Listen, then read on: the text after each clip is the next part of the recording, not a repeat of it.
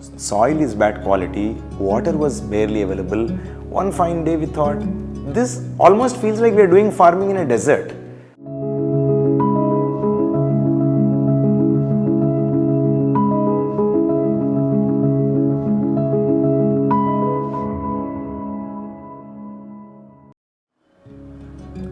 So finally, when I decided to start my enterprise in agriculture, I reached out to a bunch of friends, professional colleagues that I knew who I thought could be interested to invest with us. But I think everybody was super apprehensive about why a city guy, why a person who has a professional opportunity on his hand, why would he go and do farming? Even if he does it for 6 months, he'll do, for 1 year he'll do, then discontinue.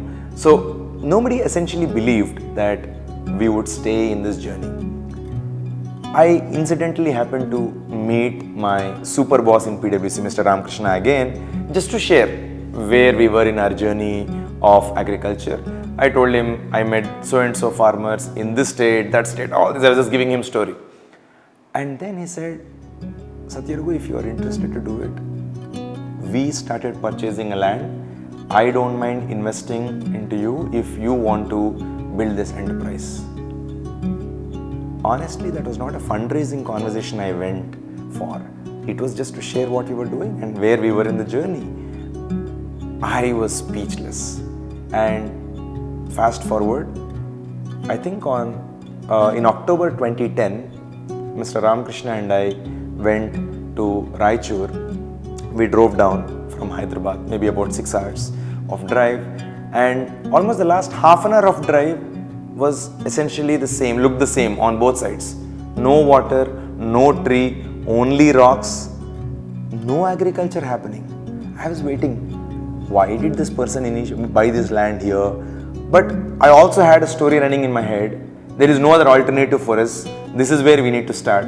So I was telling myself, I need to be positive. I need to look at this in a more optimistic lens.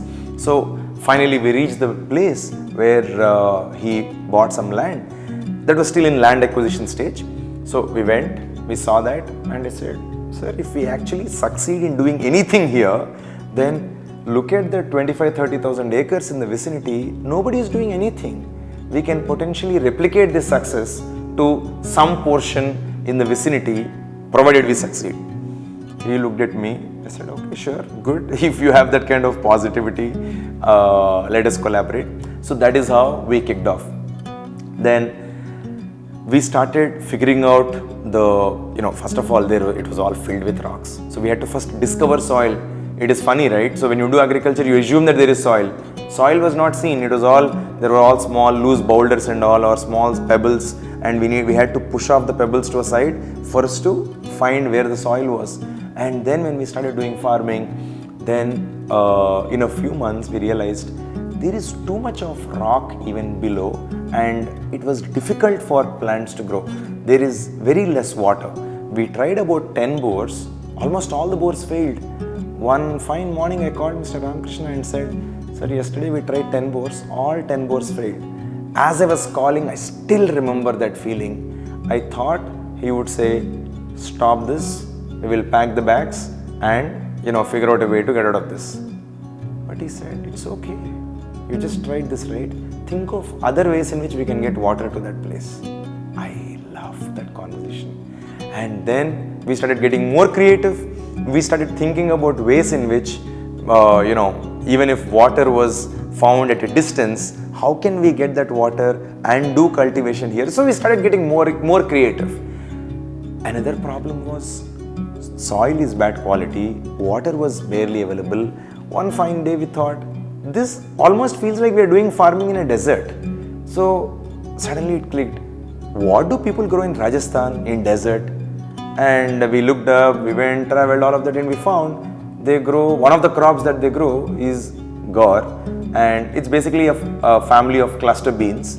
And with that cluster bean seed, they make gum, and that gum is used in petroleum refraction. It is used as a in food products also. So we said, okay, fine, there seems to be a commercially viable product, let us try that. But people said that doesn't grow in that doesn't grow in southern part of India, that grows only in desert areas. Well, Ayush and I said, our place is as good as a desert, so let us just get a bag of seeds and see whether we can grow it here. It worked. It worked very well. Not only did it work in our farm, we found a way to get the success of our farm. I think we first did in about 1 to 2 acres. When it worked, we started using that seed and propagating it to hundreds of acres in the vicinity. Soon, within a year, there were about 1500 acres in the vicinity where we were able to do that farming. But of course, we knew that was going essentially as an ingredient for petroleum industry, and the moment they find a chemical alternative which is cheaper, we knew that they would just abandon this, and this product might potentially go out of demand. So we said, this place probably is not a great place for farming, even though it is almost like for us doing a debut in a World Cup final. No water, no proper soil, very harsh climatic conditions. Still we were trying to figure out how to make it work. Something that I'm so deeply grateful for is Mr. Ramakrishna recognized the effort that was going into making all this work. It is not that there was a want of commitment from our side. It was basically the best possible outcome. There were seasons when we actually made decent money too. And then he said, Sathya Raghu, even though we are making some decent money, we are not sure whether this can last. So we are not sure whether this is repeatable enough. So when still things look decent, we should find a way to use this land for what could be more useful for this land, or maybe a more meaningful end state for this.